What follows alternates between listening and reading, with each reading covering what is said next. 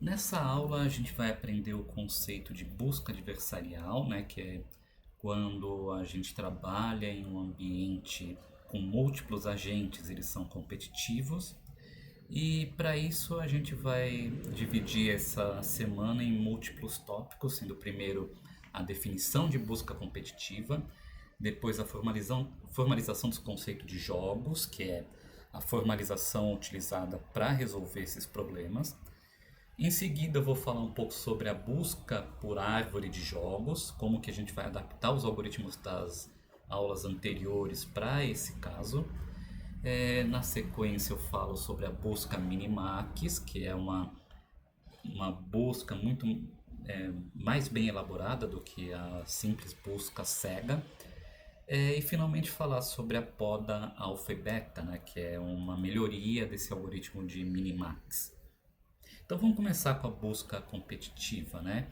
Então quando falamos sobre agentes lá nas primeiras aulas, a gente descreveu a formalização dos ambientes, se ele era observável, etc. E uma das propriedades que a gente colocou para os ambientes foi que ele poderia conter apenas um único agente que está seguindo em direção a uma solução, ou ele poderia ser multiagente, né, em que ele contém múltiplos agentes competindo ou colaborando para chegarem na nossa solução, né?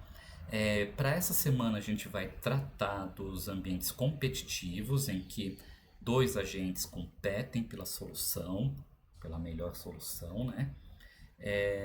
Você pode imaginar como, por exemplo,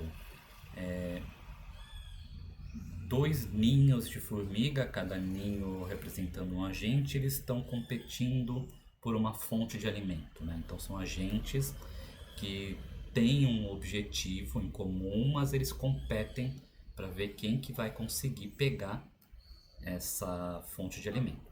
Então esse tipo de ambiente é denominado de jogo, por relações com jogos mesmo, né? E para você resolver esse problema, a gente tem a chamada busca competitiva.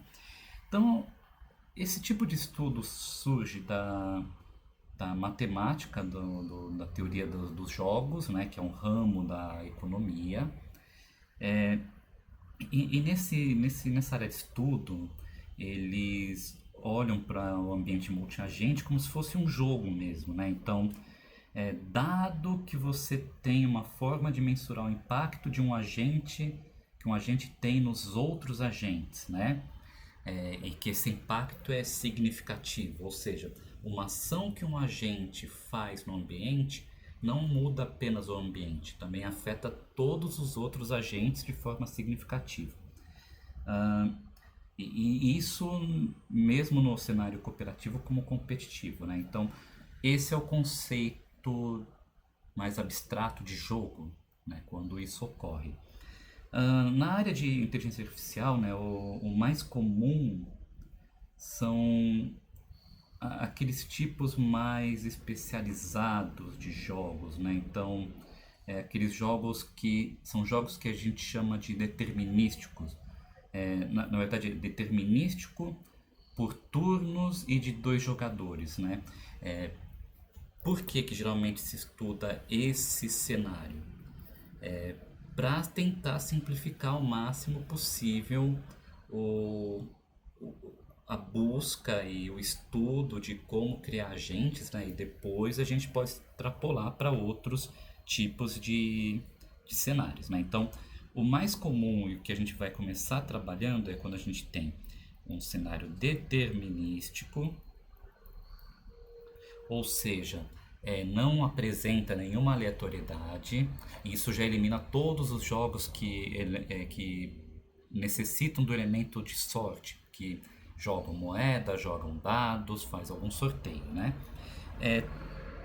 Também são jogos por turno, então não é um jogo em tempo real em que enquanto você pensa na sua próxima ação, na sua próxima jogada, o outro jogador ele fica parado esperando você decidir, né? Então, o outro jogador não pode fazer nada enquanto você está pensando em que fazer.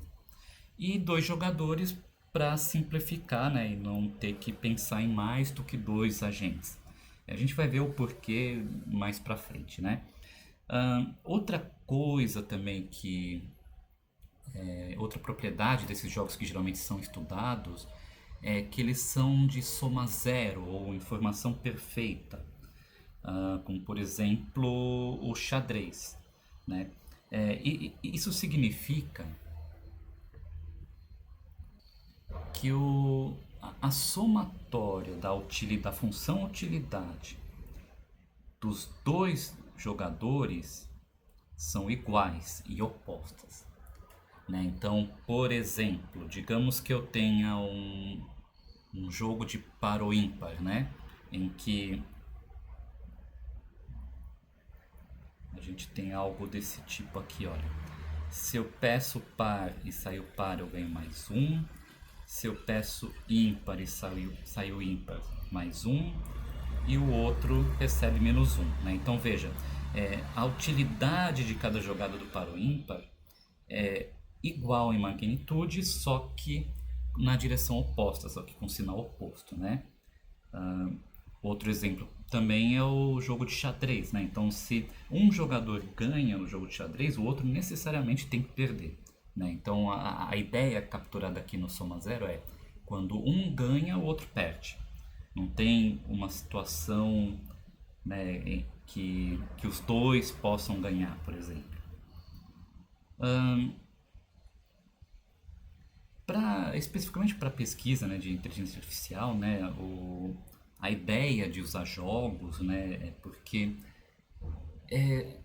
os jogos já possuem regras muito bem definidas que a grande maioria entende, pelo menos os jogos tradicionais, né, que a maioria entende e fica mais fácil você visualizar para estudar por soluções, né? Todo mundo certamente ou sabe ou tem uma noção básica de como jogar xadrez, né? Não necessariamente saber jogar bem, mas sabe as regras, sabe como mover as peças, né? Então, geralmente a gente utiliza jogos tradicionais, porque as regras são muito claras, bem definidas e de uso comum, né? Então, um outro exemplo aqui, né, de jogo de soma zero é o pedra, papel, tesoura, né? Então, dois agentes jogando entre si com os possíveis resultados. Jogador um perde e ganha menos um, jogador 2 ganha e ganha mais um. Os dois empatam e ganham zero. E o inverso, que o jogador um ganha e o jogador 2 perde. Então veja que não tem a possibilidade dos dois ganharem a mesma pontuação, com o mesmo sinal e que leve à vitória de ambos, né? A única exceção fica no zero, porque a soma das utilidades dá zero. O soma zero é justamente por isso, né? Você, ao somar a pontuação dos dois jogadores, a utilidade dos dois jogadores, você chega em zero. Bom, e o estudo de jogos despertou interesse do pessoal da área de IA, né? Porque, então, primeiro, é fácil modelar eles como um problema de busca. Certamente vocês conseguem pensar em como modelar um jogo de damas, jogo de xadrez como uma busca, né? Você tem uma representação do espaço, você tem as jogadas, as ações possíveis, né? Você tem uma função de custo, utilidade e você tem uma função de transição. Além disso, eles geralmente apresentam um conjunto de estados que é intratável para uma busca exata. Então, você não consegue colocar em memória todas as possibilidades de um jogo de xadrez, todos os estados de um jogo de xadrez. Então, você usar uma simples busca em largura ou busca em profundidade para desenvolver um agente que joga xadrez, não vou falar impossível, mas é intratável. Você atualmente a gente não tem espaço em memória ou poder computacional que permitam a gente construir uma árvore dessa, né? Existe uma explosão combinatória muito grande nesse caso. Outra coisa é que a gente procura por algoritmos que conseguem reagir rapidamente, né? Então, imagina você estar jogando xadrez e a cada jogada você vai fazer uma busca em profundidade. E cada busca em profundidade leva 3 horas. Né? O jogo não vai terminar nunca, né? Você vai levar muito tempo. Você quer que a resposta do computador seja em segundos, o mais rápido possível, se possível instantâneo, né?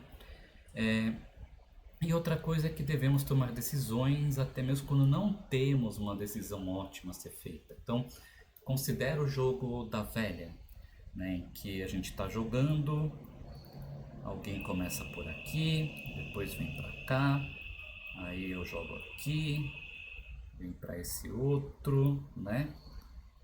E vai fazendo isso até que a gente chega numa situação que não tem como fazer uma jogada que você ganhe. Né? Às vezes não existe uma decisão ótima, às vezes a decisão é: eu não vou deixar o adversário ganhar.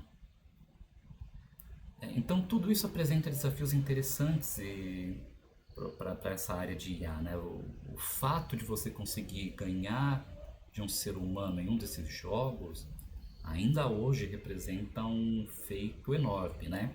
O jogo de damas, o primeiro computador a jogar damas surgiu em 1950, foi o primeiro algoritmo para isso. Mas só em 94 que o computador, que um agente inteligente conseguiu ganhar do campeão mundial. Agora, em 2007, a partir de 2007, a gente conseguiu gerar um agente que joga damas, que é um agente perfeito, não tem como ganhar dele.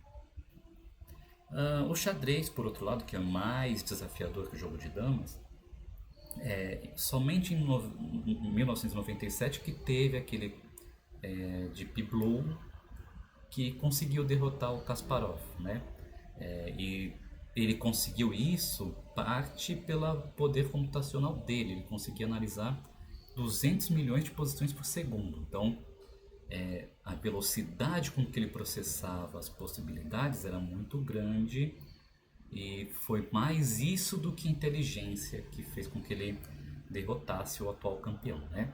O jogo de Go, que é ainda mais complicado, teve sua primeira vitória em 2017 com o AlphaGo, que foi ele conseguiu esse feito com uma mistura de dois algoritmos: o algoritmo de árvore de busca de Monte Carlo, que a gente vai aprender na próxima semana, e o Deep Learning, que é as redes neurais artificiais, né? Então foi um híbrido desses dois algoritmos que trouxe a vitória para esse jogo. Então no próximo vídeo vamos fazer a formalização dos jogos.